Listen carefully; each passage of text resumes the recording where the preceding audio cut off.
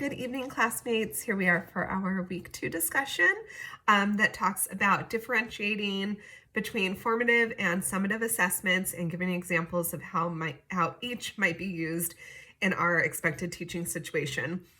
So what I have come to find to be like the most helpful way to differentiate between the two of these is formative as being information that's like formed or learned along the way, and assessing how the students are like forming ideas, forming understanding. So that's kind of just a little mnemonic device that I've taught myself.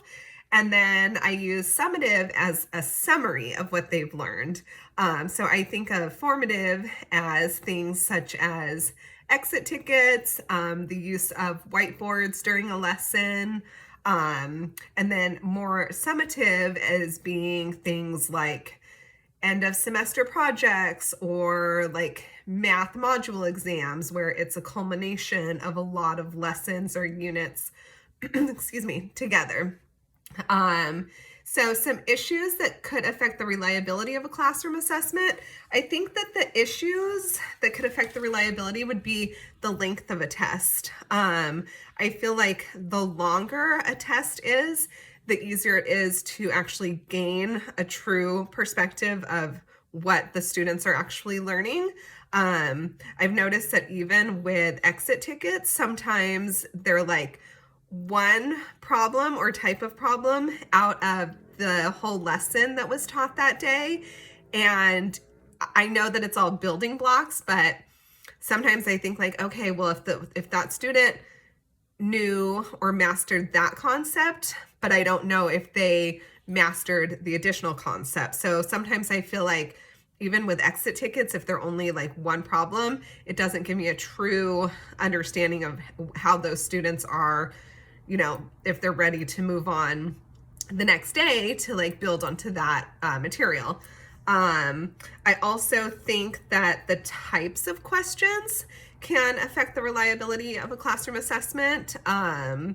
I think that given multiple choice or true or false, those can lend themselves to maybe like, I'm not saying all the time, but even like a lucky guess, especially like true or false. But I think that questions where students actually have to form opinions and write full sentences, and these are all of my experiences with like third graders. That's who I've been with the most amount of time, and I've only had long-term subbing jobs in third grade, so I just think of third grade. So I think that the types of questions, like if they're asked to expand on maybe like a comprehension assessment, that they have to like write down an answer based on what we learned that week versus just circling an A, B, C, or D question. I think that can affect the reliability.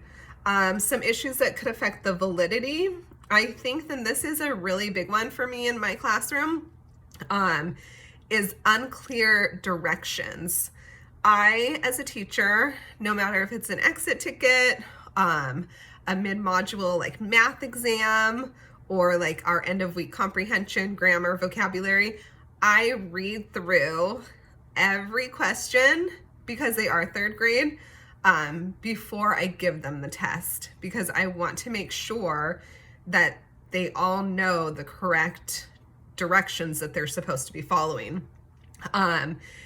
And so, for instance, I had a grammar quiz last week where part of the quiz was to choose the correct prefix, but then to separate the prefix from the root word.